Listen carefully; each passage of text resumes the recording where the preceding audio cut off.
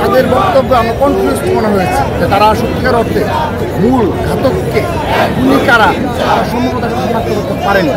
তিনজনকে গ্রেপ্তার করা হয়েছে, এই তিনজনই মূল আসামি কিনা আমার তাদের বক্তব্যে মনে হয়েছে তারা নিজের কনফিউজ। কারণ এই তিনজন যদি মূল আসামি হতো তাহলে 4-5 দিন পর তাদের রিমান্ডে নিয়ে আসতো। এই 4-5 দিন কিন্তু তারা অবশ্যই আইনশৃঙ্খলার বাড়ি যারা রয়েছে তারা হয়তো বুঝেছে যে অপরাধীরা। সবচেয়ে আশঙ্কার বিষয় যে ঢাকা বিশ্ববিদ্যালয়ের সম্পূর্ণ এলাকায় এভাবে একজনকে হত্যা করা হলো, কিন্তু এই 8 দিন অতিবাহিত হয়ে যাওয়ার পরও প্রকৃত খুনিকে সেটি আমরা করতে পারছি না। সেই ক্ষেত্রে এটি দ্বারা আমাদের আইনশৃঙ্খলা বাহিনীর যে দুর্বলতা স্পষ্ট হচ্ছে। বিশেষ করে রাজধানী ঢাকাতে যে ধরনের ঘটনা ঘটছে, পরিস্থিতি হয়েছে, অবনতির যে বিষয়টা স্পষ্ট। এখন দেখেন এখনও কিন্তু সেনাবাহিনী দায়িত্ব পালন করে যাচ্ছে।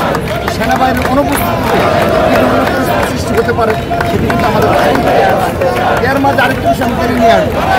ছাত্রলীগ ইতিমধ্যে এই সন্ত্রাসীরা ইতিমধ্যে বিভিন্ন জায়গায় মিছিল করছে, প্রকাশ্যে সোশ্যাল মিডিয়া হুমকি দিচ্ছে। তারা যদি এটির সাথে সৃষ্টি করে সেক্ষেত্রে এই আইনশৃঙ্খলা বাহিনী মোকাবেলা করতে পারবে কিনা, নিচের দিকে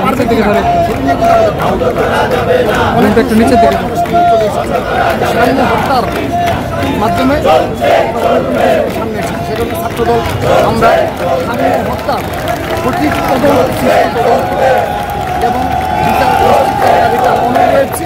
এক্ষেত্রে শুধুমাত্র বিষয়ের প্রশ্ন বলছে, আমরা কিন্তু সরাসরি সরকারকে বলছি আপনারা আপনাদের দায়িত্বে অবহেলা করবেন না। আপনারা নাগরিকদের নিরাপত্তার দায়িত্ব আপনারা যদি এই দায়িত্ব সম্পর্কে হয়ে যান আমরা আপনাদের বারবার স্মরণ করে দেব।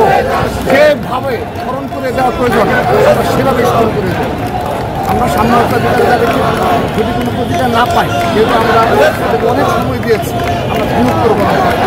এই 8-9 দিন হয়ে যাওয়ার পরও যেহেতু মূল ঘাতকের নাম আমাদের তো বলতে পারেন যে আমরা শনাক্ত করতে পেরেছি, তাহলে এটা খুব শঙ্কার বিষয় যে ঢাকা বিশ্ববিদ্যালয়ের একজন স্টুডেন্টকে হত্যা করা হবে এবং তার শনাক্ত করা যাবে না অপরাধীকে, খুবই শঙ্কার বিষয়। সে কারণে আমরা আশ্বস্ত করতে চাই আমরা সর্বোচ্চ ধৈর্য সহনশীলভাবে সময়গুলো পালিয়ে দিয়েছি।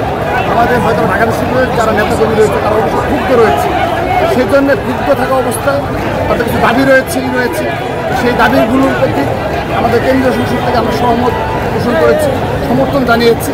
এখন বাকিটা বিশ্ববিদ্যালয় প্রশাসন বিবেচনা করবে সেই দাবিগুলো কতটা তারা পূরণ করতে পারবে, কোন দাবিগুলো তারা মানবে না, সেটি এখন তো তাদের বিষয়। আমরা কোনো প্রেশার ক্রিয়েট করা আমরা তাদের ইস্যুতেই শাহবাগ এবং প্রশাসন আমরা স্পষ্টভাবে সাম্য হত্যা বিচার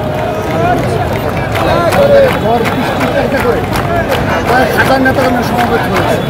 এখন আমরা কিন্তু বললেও কিন্তু এই বিষয়টা তাদের প্রতি মনে হবে, তারা ইতিমধ্যে ঝড় বৃষ্টি উপেক্ষা করে এই পানির মধ্যেই তারা বসে আছে। সে কারণ সত্যিকার অর্থে আমি 15.5 বছর লড়াই করতে সংগ্রাম করেছি।